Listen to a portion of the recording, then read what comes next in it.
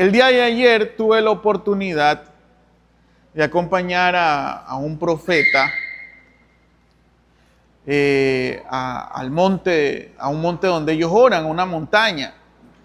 Y fue bastante, casi digo entretenido, fue una experiencia bastante emocionante, ¿sí? Fue una experiencia bastante emocionante. Fue una experiencia bastante emocionante por el tema que fue una experiencia distinta a cuando tú oras en tu casa, cuando tú oras en un lugar seguro, en un lugar secreto. Es bastante distinto, bastante distinto. Pudimos sentir ciertas cosas raras que sucedieron allá. Y esto no es nada del otro mundo para aquellas personas que oran. Déjenme sacarme esto porque me veo más viejo. No es nada del otro mundo ni nada fuera de lo normal para una persona que ora, porque la persona que ora está acostumbrado a tener ciertas peleas, ciertas luchas espirituales, ¿no? A veces cuando está en su casa orando, en su trabajo orando, siempre va a atacarte un espíritu de distracción. Por lo general, siempre, una llamada de alguien, una llamada que puede ser de esas llamadas importantes que tú no puedes decir, no puedo contestarla, entonces siempre te va a llegar en el momento menos adecuado. ¿Ya? Y así muchas cosas.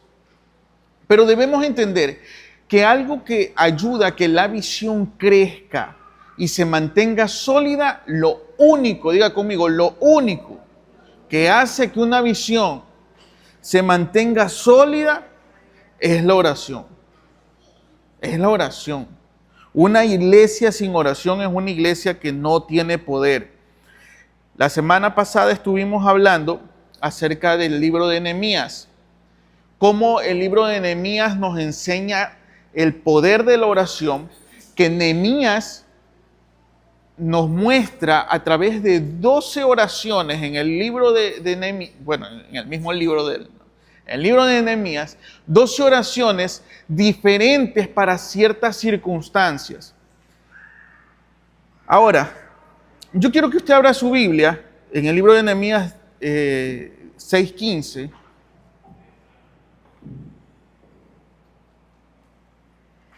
Nehemías 6:15. Dice, la muralla quedó terminada el día 25 del mes de Elul y en la obra se emplearon 52 días. Diga conmigo otra vez, 52 días. Ya eso ya lo expliqué la semana pasada. Nuestros enemigos lo supieron y todas las naciones que había a nuestro alrededor tuvieron mucho miedo y se vino bajo su orgullo, porque comprendieron que esta obra se había llevado a cabo con la ayuda ¿de quién? De nuestro Dios. Porque comprendieron que la obra se había llevado a cabo con Dios. Gracias. Amén. Entonces, estudiando el libro de Nehemías encontramos que es un libro de oración. Un libro donde nos habla acerca del poder de la oración. De cómo se movió Nehemías para poder hablar a un pueblo y reconstruir la muralla que se había destruido, ¿no? El libro de Mateo dice algo, Mateo 26:41, apúntalo ahí por favor, dice, velad y orad para que no entréis en tentación. El espíritu a la verdad está dispuesto, pero la carne es. Entonces, quiero que sepa algo. La persona que no ora es una persona carnal. ¿Sí? ¿Qué es la persona que no ora? Es una persona carnal. Ahora, que las personas que no oran son personas carnales.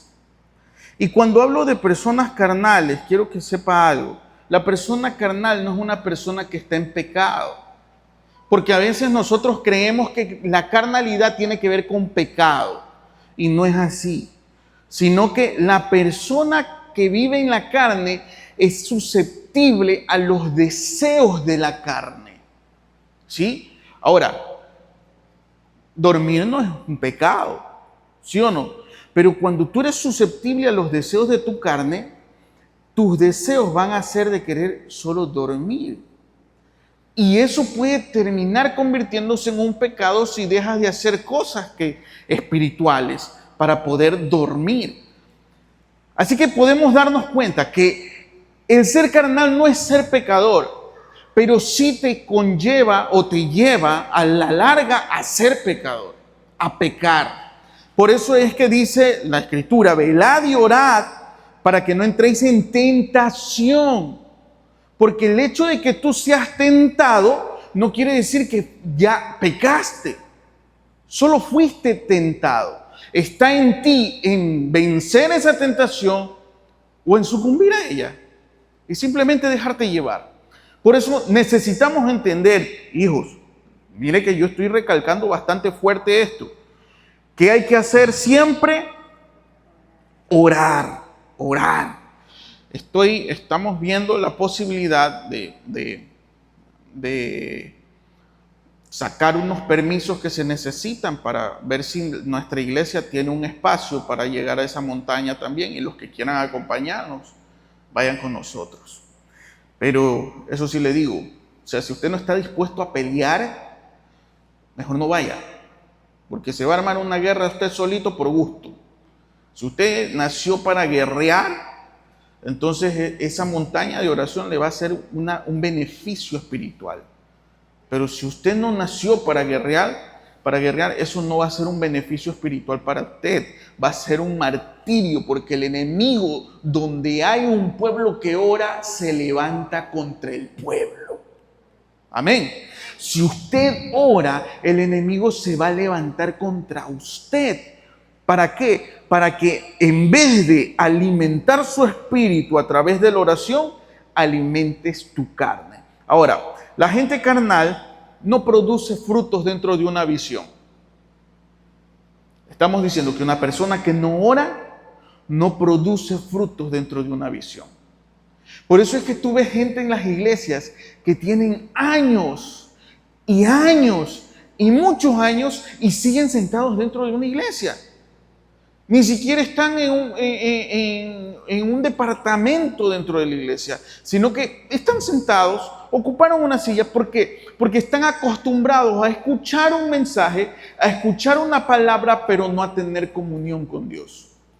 Están acostumbrados a simplemente recibir una palabra de ánimo, de aliento, pero no están enfocados en querer crecer espiritualmente, simplemente en llenar sus emociones.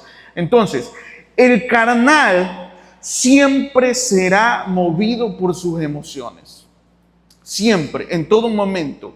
El carnal será movido por sus emociones. Una persona que conquista es una persona de oración.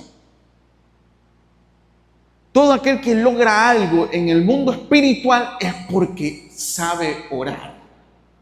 No porque simplemente fue Dios es bueno y para siempre su amor con nosotros y todo. No. La persona que conquista algo es porque tiene comunión con Dios. Entonces eso quiere decir que el Padre lo respalda en todo momento, porque el Padre está con él. Ahora, hay mucha gente que dentro de una visión se mueve según sus emociones. Lo decía hace un rato. El carnal se mueve en base a emociones y puedes, escucha lo que te voy a decir, y puedes ser muy profeta, puedes tener muchos años, puedes ser apóstol, puedes ser evangelista, puedes ser lo que sea, pero siempre cuando descuidas la oración, la carne se puede meter. ¿Sí? Cuando descuidas la oración, la carne se puede meter. Entonces, ¿qué es lo que sucede? Empezamos a ser almáticos. y empezamos a hacer, en vez de ser sensitivos con la presencia de Dios o a la voz de Dios, empezamos a escuchar el dolor de los demás. Y aquí es donde viene el gran problema, porque muchos de nosotros queremos ser más empáticos que llevar una palabra de parte de Dios a alguien. ¿Por qué? Porque creemos que ser empático es ser un buen líder. Eso no es ser un buen líder. Un buen líder es aquel que lleva al camino correcto a la persona. Ese es un buen líder. Ahora, si tú eres empático con alguien, tú estás demostrando que hay falta de comunión con Dios. Porque si esa persona está haciendo mal las cosas, tú tienes que ser claro con esa persona y no decirle, ay, tranquilo, dale suave, tú vas a poder y todo. Eso es lo que muchos están esperando escuchar. Y hay muchos líderes que no oran, que se acostumbran a dar ese tipo de palabras. El líder que ora siempre tiene una palabra de parte de Dios para ti. Levántate y no peques más. Levántate y avanza. Pero como eso no sabe sonar muy empático, no suena muy empático porque es que tú no me entiendes. Yo no necesito entender tu dolor para decirte que algo está mal. Yo no necesito entender tu dolor para que el Espíritu Santo de Dios te redarguya a ti. Porque yo no voy a hacer nada. Si yo hago algo, quiere decir que yo estoy movido por mi carne y no por el Espíritu. Porque yo no voy a hacer nada, yo no voy a sanar el corazón de nadie. El único que sana corazones es Cristo Jesús. Amén. Él es el único. Entonces este fue el conflicto que empezó a tener muchos profetas. Empezaron a tener muchos profetas. Usted sabe, Eliseo, ¿qué hizo Eliseo? Mandó a matar a unos muchachos. ¿Por qué? Porque se enojó, porque le decían, sube, calvo, sube. Y lo molestaban. Y obviamente él como ser humano pues se enojó. Y a veces hacemos uso de nuestros dones. Mira lo que te digo. A veces hacemos uso de nuestros dones o hacemos un mal uso de nuestros dones. De lo que Dios nos ha dado. Entonces, como estamos en un nivel de autoridad, creemos que no necesitamos de nadie, pero mientras más alto nivel de autoridad tienes, más conectado debes estar del Espíritu Santo. Porque de lo contrario, lo que vas a hacer va a lastimar a toda la gente. Y te voy a decir algo. Dentro de la iglesia se han suscitado muchos casos que ustedes ya los conocen. En muchas ocasiones se me tildó a mí y a mi esposa como alcahuetes. En otras ocasiones se nos tildó a mi esposa y a mí como falta de empatía. En otras ocasiones se tildaron a mí y a mi esposa como malos padres ministeriales. Pero aquí están. Y ahora están bien. Es que el asunto no es que nosotros debemos contentar el corazón de ustedes o de solucionar los problemas en base a la solución que ustedes le dan. Los problemas no los solucionamos nosotros, los problemas los soluciona el Espíritu Santo. Y Él sabrá qué palabra te suelta a ti. Si es una palabra de exhortación, si es una palabra de consuelo. Él sabe, yo no lo sé. Y por eso no nos podemos nosotros cerrar y simplemente decir, no, es que yo soy muy empático. Yo quiero que se rompa ese mal pensamiento espiritual. Ahora, yo tampoco quiero que nos vayamos al otro extremo de que todo es fuego y esto y lo otro y que soltamos y arrepiéntete pecado. Tampoco es eso. Tampoco es eso. Debemos tener un equilibrio. ¿Y sabes cómo tienes un equilibrio? Cuando el Espíritu Santo es el que te guía y no tus locuras o tus emociones. Amén. ¿Y cómo te guía el Espíritu Santo? ¿A través de qué? ¿A través de qué?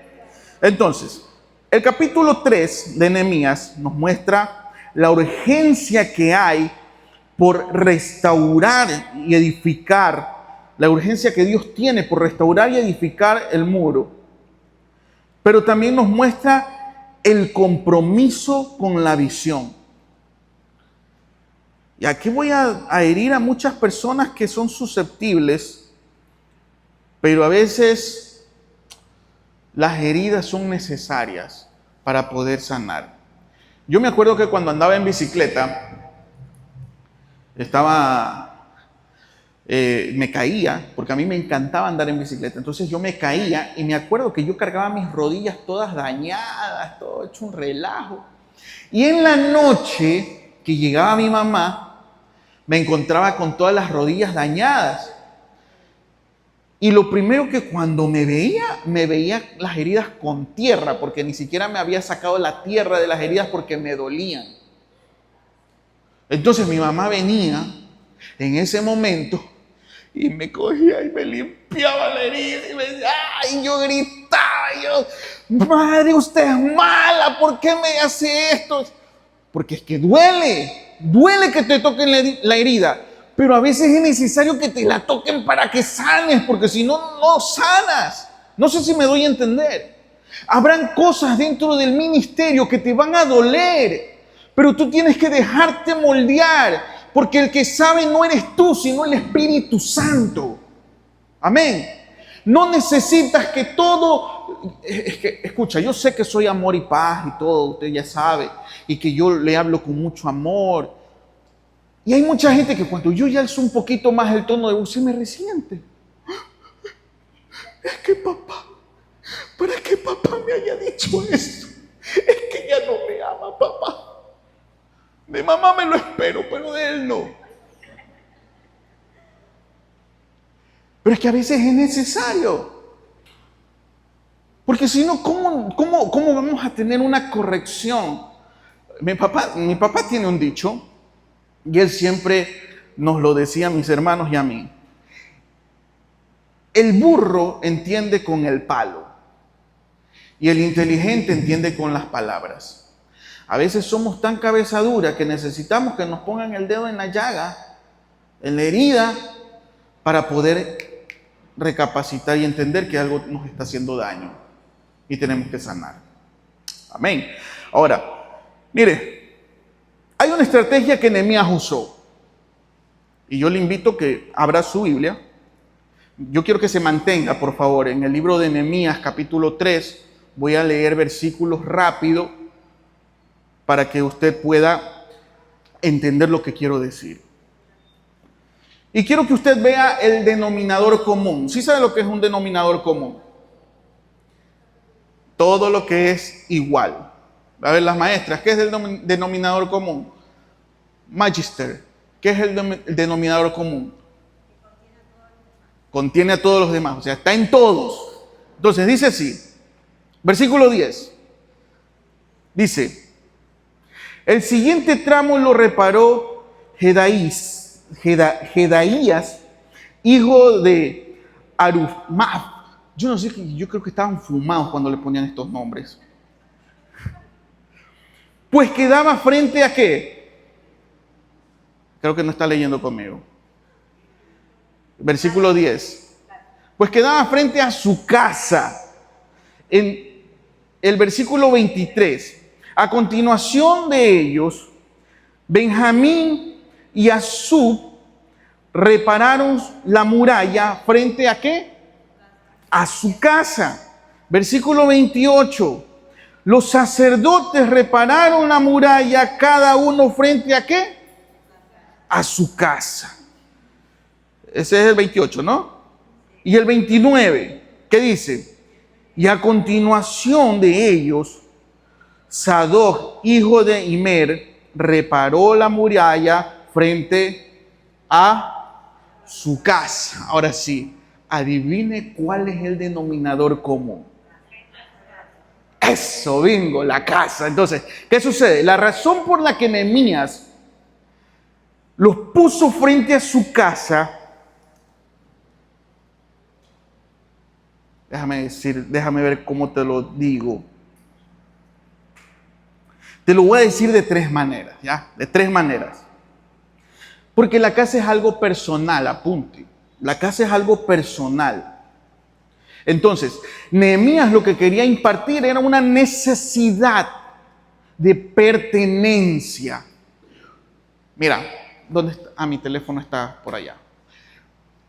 Yo por lo general soy el que le compra los teléfonos a mi esposa. Yo le regalo los teléfonos. Todo teléfono que ella tiene fue por obra y gracia que el Señor me bendijo a mí y yo se lo di a ella, ¿no?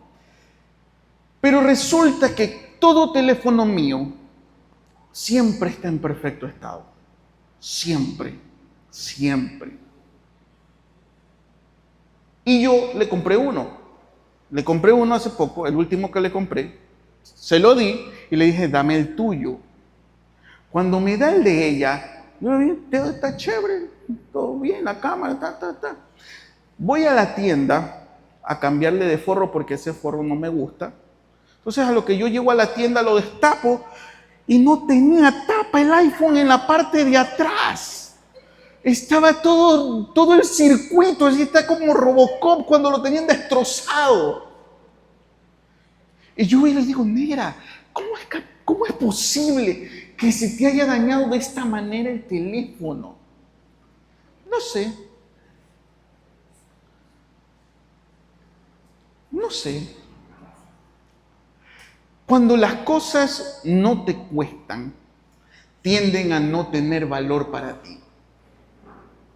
No estoy hablando mal de mi esposa, por si acaso, solo es un ejemplo.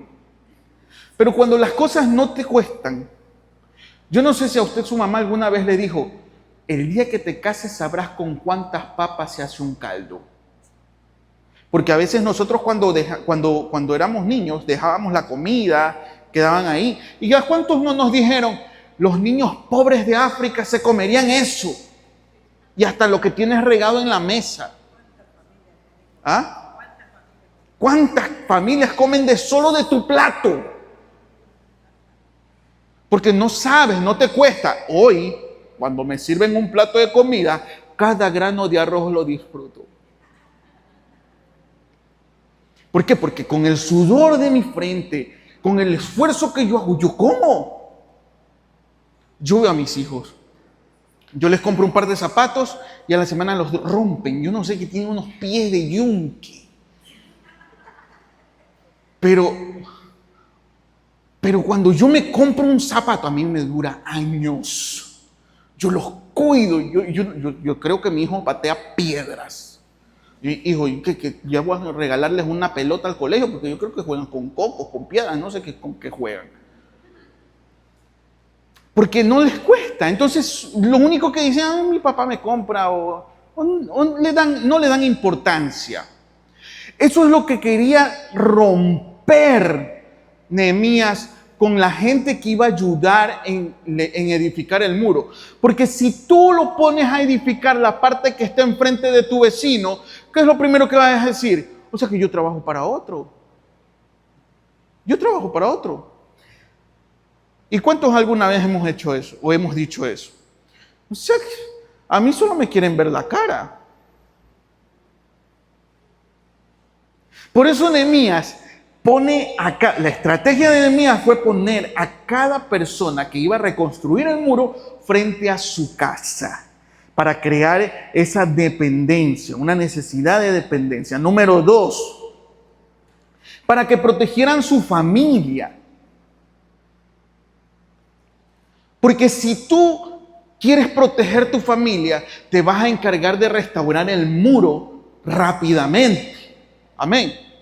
Si tú quieres proteger a tu familia, vas a querer restaurarlo rápido. Ahora, yo quiero que usted levante su mano así porque le voy a soltar una palabra. Escuche. Toda persona que restaura los muros de la visión que el Padre tiene para su vida, escúchame bien, estará protegida tu casa. Estarán protegidos tus hijos, estará protegida tu familia. Porque la bendición del Señor te alcanzará, y dice la palabra, hasta 1000 generaciones. ¿Cuántos dicen amén? Hasta 1000 generaciones. Ahora mira, ¿qué sucede? Número 3. Para que trabajaran junto a su familia, para que trabajaran junto a su familia. Entonces, ¿qué es lo que pasaba en ese momento? Los padres que movían todo este trabajo dejaban herencia a sus hijos. ¿Sabes que hay una costumbre judía? Y esto no lo sé por la Biblia, sino que lo sé por un judío. Cuando tú terminas este pilar, ¿sabes qué es lo que hay arriba? ¿Sí sabes qué hay arriba? Hay un tope. De ahí empieza el fierro que va para el techo. Pero en las casas judías te dejan los fierros salidos. ¿Qué significan los fierros salidos para los judíos? ¿Ah? Para continuar la construcción. Continuidad. Porque algún día mis hijos irán para arriba. Así como mi sticker. Vas para arriba. Vamos para arriba. Ya lo voy a actualizar con que me veo más joven que antes. Entonces, eso significa, cuando quedan los fierros así, creo que se llaman chicotes, Fernando, así se llaman, chicotes. Cuando quedan los fierritos hacia arriba es porque va a haber continuidad. Todo padre está presto a dejar siempre una herencia a sus hijos. Ahora yo te voy a decir algo. Cuando mi papá empezó a hablar de herencias, mi papá y mi mamá empezaron a hablar de herencias, ellos decían, la casa la vamos a dividir para 4 y si uno de ustedes la quiere comprar, pues le pagará el porcentaje a sus hermanos o venden su porcentaje. Bueno, usted ya sabe cómo es el tema de eso de herencias, ¿no? Entonces yo le dije a mi mamá, mire, yo no quiero casa, yo no quiero herencia, lo único que yo quiero es la herencia ministerial. Yo quiero trabajar para la iglesia. Entonces mi mamá dice, no, mi hijo, pero ¿cómo vas a hacer? Porque tú eso nunca lo vas a poder vender, porque eso siempre será iglesia y tú no lo vas a poder hacer. Pero quédate mejor con la casa también, un porcentaje. Le digo, no, madre. Y escucha bien, si tienes a tu hijo por ahí, cógelo y dile, todo lo que yo trabajo para el servicio, para la visión de Dios, va a repercutir en ti en una herencia sacerdotal. Porque la herencia sacerdotal, escúchame bien, la herencia sacerdotal que vendrá a tus hijos será ni más ni menos, como aquella que usted puede decir, pero pastor, yo no soy pastor, yo no soy evangelista, yo no soy sacerdote. ¿Tú crees que Obed-Edom era sacerdote? ¿Dónde terminaron los días de su familia? En el templo. Solo por darle la oportunidad al Espíritu Santo. Solo por darle la oportunidad a la presencia de Dios. Escucha, todo aquel que le da la oportunidad a la presencia de Dios en su vida, Él se encarga de armar una generación poderosa y fructífera. Amén. Así que agárrese de esa palabra en el nombre de Jesús. Ahora, solo un líder competente y enfocado hace lo que Nehemías pudo hacer en el capítulo 3. Y usted va a decir, ¿qué hizo en el capítulo 3? Usted sabe lo que es tomar gente de distintos enfoques, gente de distintas, podríamos decir, cultura, no cultura porque era la misma cultura, pero de distintos, ¿cómo se dice?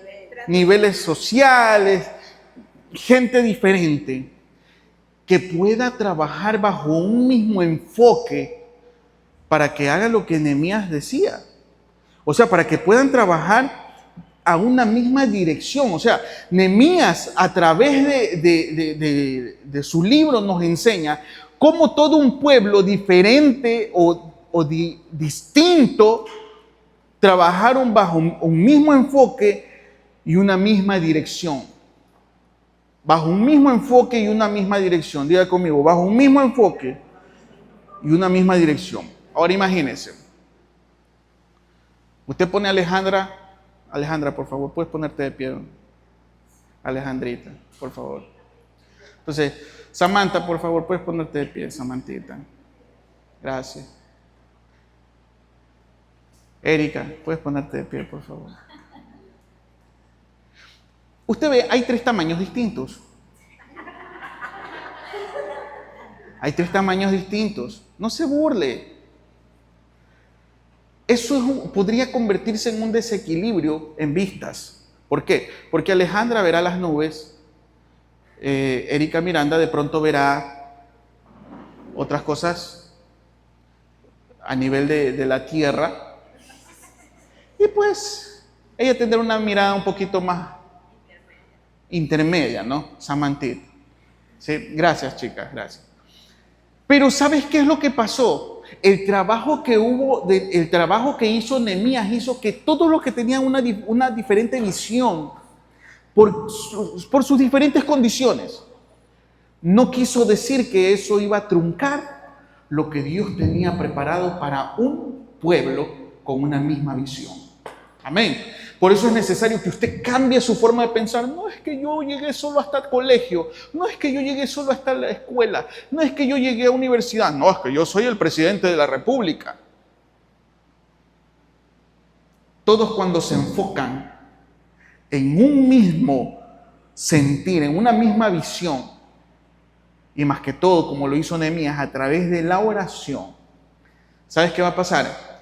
Todo lo que el pueblo se proponga, lo va a conseguir. Amén. O es que... ¿Se acuerda la historia de la Torre de Babel? Había un pueblo que estaba unánime, estaba juntos. Ellos estaban enfocados, querían ser la torre más alta, llegar hasta el cielo.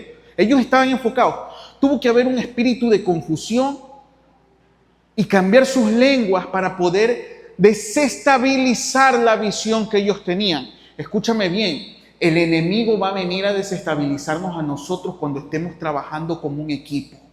Siempre va a poner la semillita de la duda y le va a decir, oye Alicia, ¿sabes qué? Alejandra como que hoy te miró mal.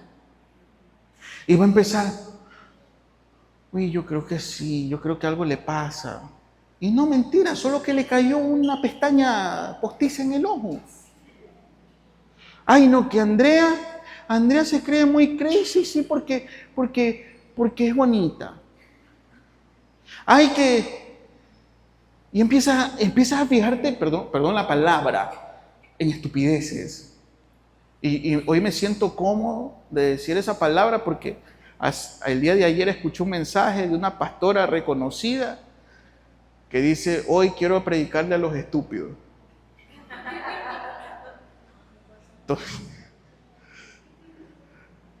¿qué sucede?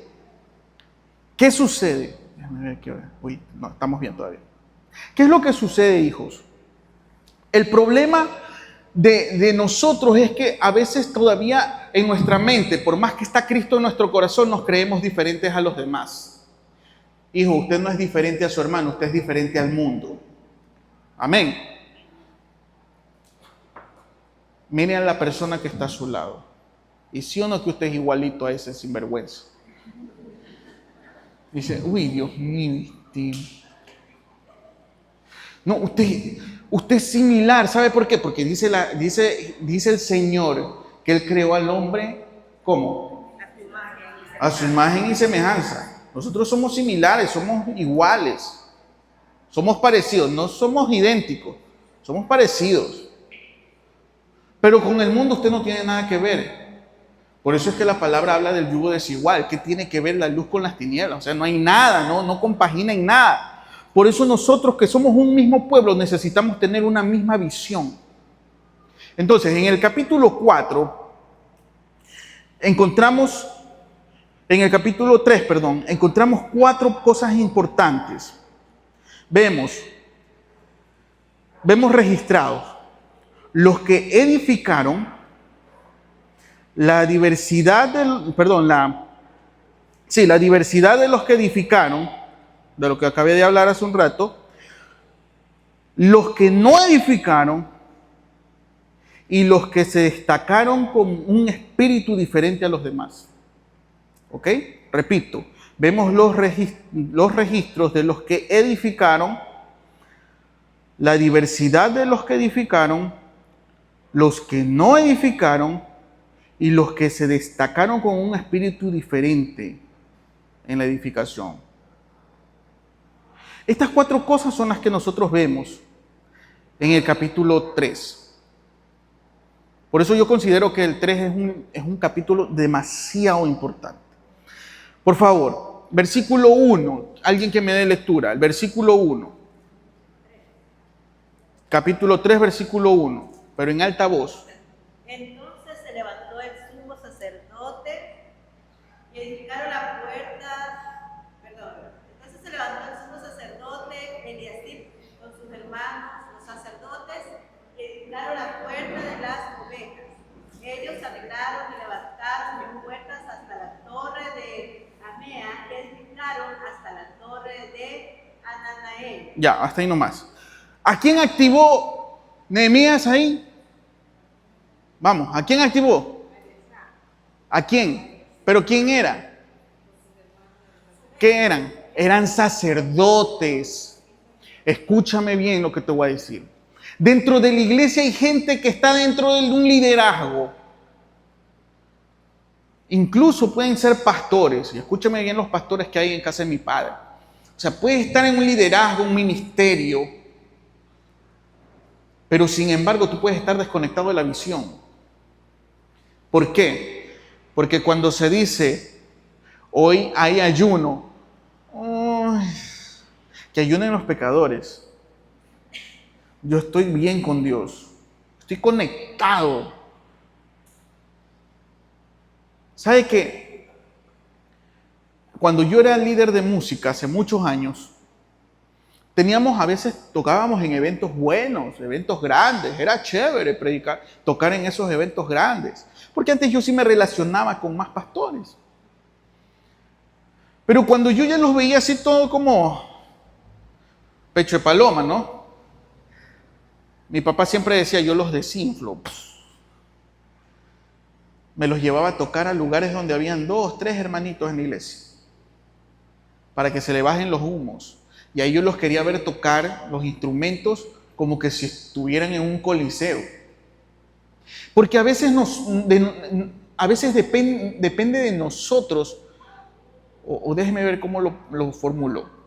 A veces nosotros nos movemos en base a lo que vemos o a lo que hay. Entonces, cuando hay mucha gente, y ahí empezamos a soltar remas y pero cuando hay pocas personas, como que nos sentimos... Hoy vengo a dar una reflexión, hermanos. Porque hay poca gente. Entonces, ¿qué es lo que sucede? Aquí los sacerdotes, como no eran los duros, los pepas, los que tenían que hacer algo de gobierno, de mando y todo, no querían hacer nada a los niños, pues. Y Nehemías los somete y los pone a trabajar. Como aquellos pastores o líderes cuando le digo, bueno, yo quiero que abras una casa de paz. ¿Pero por qué yo? Abre una casa de paz. Tienes que incluirte dentro de la visión. ¿Y qué sucede? Los sacerdotes se incluyeron y empezaron a hacer su obra y empezaron a edificar el muro. Tuvo la sabiduría y tuvo la autoridad para poder sacarlos del templo y ponerlos a trabajar. Escúchame bien, iglesia. Hoy te digo a ti algo. Si usted quiere llegar algún día a ser pastor, profeta, evangelista, maestro, no se empieza dentro de la iglesia. La verdadera batalla se empieza en la calle. Allá está la verdadera batalla, donde usted tiene que ir a luchar. Tiene que esforzarse allá y no venir acá. Acá ya está la cosa más fácil, más sencilla. Por eso necesitamos inyectar esta visión en nosotros para que podamos expandir el reino de Dios. Versículo 8, por favor. ¿A quién más llamó? Junto a ellos restauró a Uziel, hijo de Eraía de los plateros. Junto a él restauró también a Ananías, hijo de un perfumero. Perfumero, escuche. Así Hasta ahí nomás. Dice, era un perfumista, o sea, no era cualquiera. Todos podían apestar a cebolla, a ajo, a lo que sea, pero la casa de él eran perfumistas y en casa de herrero no puede haber cuchillo de palo, ¿sí o no? Entonces, eran los high de todos, los que olían rico. Incluso a ellos los trajo, los conectó a la visión y los llevó. Porque cuando hay una persona que está bien enfocada en una visión, enfoca a los demás. Versículo 12, por favor. Junto a ellos restauró Salub, hijo de Aloes, gobernador de la mitad de la región de Jerusalén, él con sus hijas. Escuche bien, ¿quiénes fueron a trabajar? Él y ¿quién más? No habían hijos, no habían hombres, habían mujeres. Oiga, a veces la gente piensa que la mujer es el sexo débil. Es verdad que no son fuertes, pero no son débiles. Porque por algo el Señor nos mandó a nosotros más trogloditas, más grandes, más fuertes, para hacer el trabajo de hombre. Pero eso no crea debilidad en una mujer. Oiga, ponga a un hombre a parir. Un hombre no resiste una parida. ¿Ah? ¿Cómo? Una inyección no resiste, ¿sí o no? Yo sí resisto inyección. Pero, ¿sabes? Es interesante esto, que este hombre, a pesar de tener hijas, las incluyó en el trabajo. Las incluyó en esto. Esto me recuerda a mucha gente que dice, es que no sé, si mi hijo quiere, yo lo llevo a la iglesia. Yo le dejo que mi hijo decida. ¿Cuál era la palabra que dijo la pastora a quien le iba a predicar? ¿A quién? Esos padres son estúpidos. Le pone a decidir al hijo si el hijo no sabe ni siquiera lavarse bien los dientes.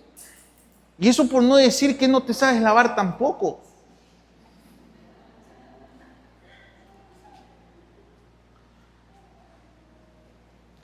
A que le baje las revoluciones, dice mi esposa. Ya me falta más de la mitad nomás. Ya ve, por llegar tarde.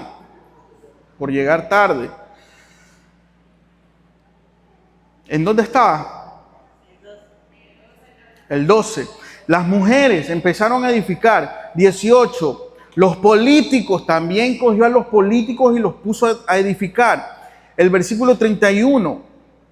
A los comerciantes y empresarios también los puso a edificar. A los que trabajaban con joyas, con plata, también los puso a edificar. Hijo, hay que tener mucha autoridad del Espíritu Santo para que gente que se cree mucho se someta a la voluntad de Dios y se enfoque a lo que hay que hacer. Por eso es que hay mucha gente dentro de la iglesia que a veces viene con sus aires de grandeza y creen que son todos poderosos. Y aquí en la iglesia tienen que empezar de abajo. Tienen que darlo todo.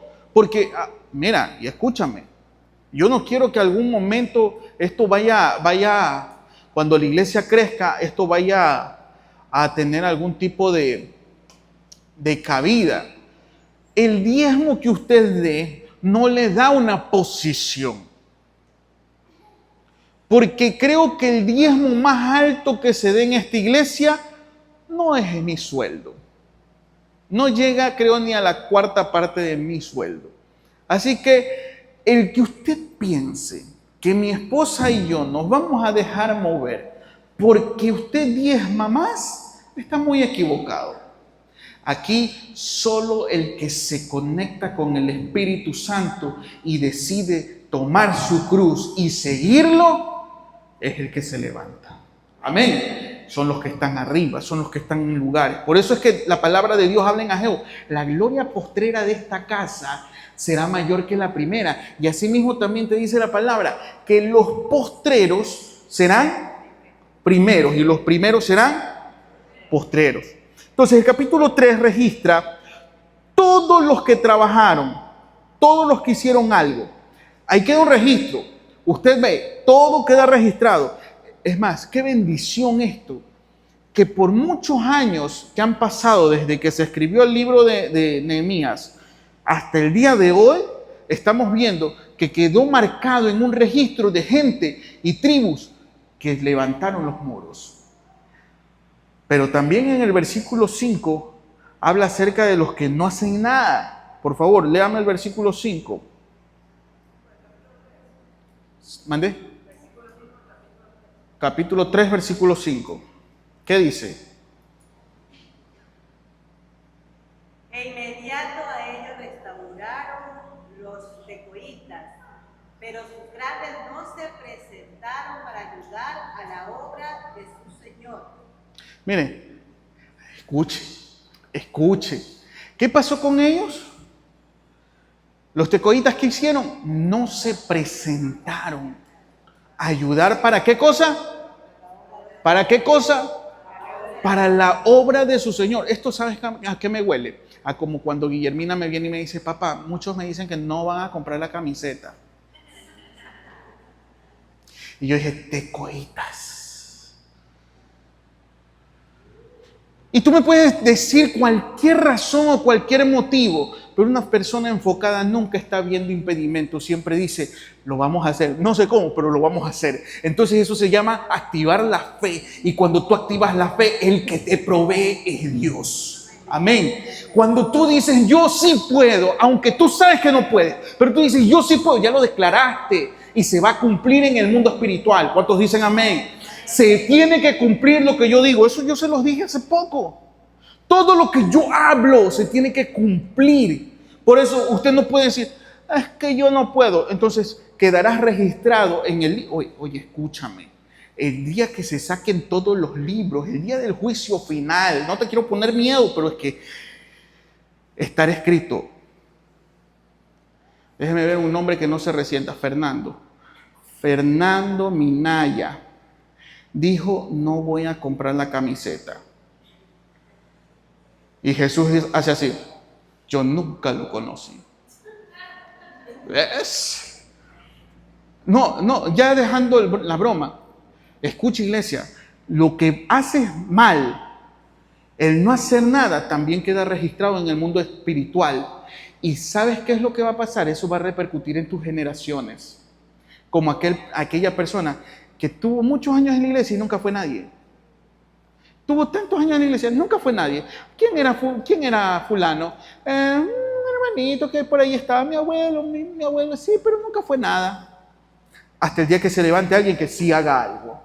Por eso yo prefiero, y mire lo que le voy a decir, yo prefiero estar en esos libros que el Señor tiene en el cielo, de aquellos que dicen, los que sí hicieron algo. Yo no sé cuántos quieren estar conmigo. Gracias por esos 2 o 3. El resto sufra sus consecuencias. Joel capítulo 2, versículo 15. Creo que voy a tener que cortar porque ustedes llegaron tarde. Joel capítulo 2, versículo 15. Tocad trompeta en Sion, proclamad ayuno y convocad asamblea. Escuche, voy a leerlo yo porque quiero que lo escuchen con fuerza, con voz de hombre. Toquen la trompeta, perdón. Dice, toquen la trompeta en el monte de Sión, convoquen al pueblo y proclamen, ¿qué cosa? Ayuno, diga conmigo, ayuno. Versículo 16. Reúnan al pueblo de Dios y purifíquenlo. Reúnan a los ancianos, ¿a quién más? A los niños, ¿a quién más? A los niños de pecho, aún los niños de pecho, que hasta los, ¿qué cosa? Pero léalo. Que hasta los recién casados salgan de su habitación nupcial. Oye, no, esto está heavy. Como dice papá, lo voy a dañar. Usted puede estar en su luna de miel. Por respeto a los niños no le voy a decir qué no más puede hacer. Pero usted puede estar pegadito, pero cuando suena la trompeta del monte de Sión, usted se me despega y usted viene a la presencia del Señor. Eso es lo que está diciendo ahí. Eso es lo que está diciendo ahí. No lo estoy diciendo yo, lo está diciendo la palabra. Lea otras traducciones y son más fuertes. ¿Sabes por qué? Porque muchos dicen, uy, el pastor hoy día convocó una reunión y todo a última hora. No, yo no voy. Y empezamos con la rebeldía. No, yo no soy rebelde, simplemente que no me dicen las cosas con tiempo. Eres rebelde. Rebelde, güey. Porque enseguida tú vas a dar la contraria y ya te está diciendo el Señor que el llamado, cuando tú escuchas el llamado, dejas todo lo que tienes que hacer. Se te puede estar muriendo tu hijo. No es broma, por si acaso. Revoco toda palabra, pero se te puede estar muriendo tu perro. ¿Sabes qué pasaba? ¿Sabes qué? No tampoco, pastor. ¿Sabes qué pasaba? Yo a veces iba a un lugar, no voy a decir dónde, pero yo iba a un lugar y porque el perro se enfermaba, ya no querían hacer culto. Y yo me encontraba solo con las puertas cerradas de la casa. Por eso es que Dios no bendice la vida de las personas que no saben morir a sí mismo, a sus deseos y dejar que el Espíritu Santo de Dios tome el control. Por eso le dije, una persona que no ora es una persona que no está en el Espíritu. Y una persona que no está en el Espíritu es una persona carnal, porque se deja envolver por cualquier cosa y nunca de lo que verdaderamente debe estar enfocado. Amén. Así que no alcancé a terminar, quise correr, pero no pude. Tengo una media hora más aquí, pero se las voy a mandar escrita. Cierre sus ojos, por favor. Padre, en el nombre de Jesús, sabemos que muchos de los que estamos en este lugar hemos dicho sí a tu llamado desde el primer momento. Pero también sabemos que pocos de los que estamos aquí hemos hecho caso omiso a tu llamado. Hoy, Padre, pedimos perdón por todo lo que hayamos nosotros hecho como un desdén. Y permítenos empezar de nuevo, enfocarnos bien en esta visión y poder levantar los muros de nuestra iglesia y ver la gloria tuya manifestarse no solamente en esta casa, sino en generación tras generación, en nuestros hijos, en nuestros nietos y en todas las 1000 generaciones que tu palabra dice. En el nombre de Jesús. Amén y amén. Amén. Dale un fuerte aplauso al Señor. Ahora sí con mi esposa.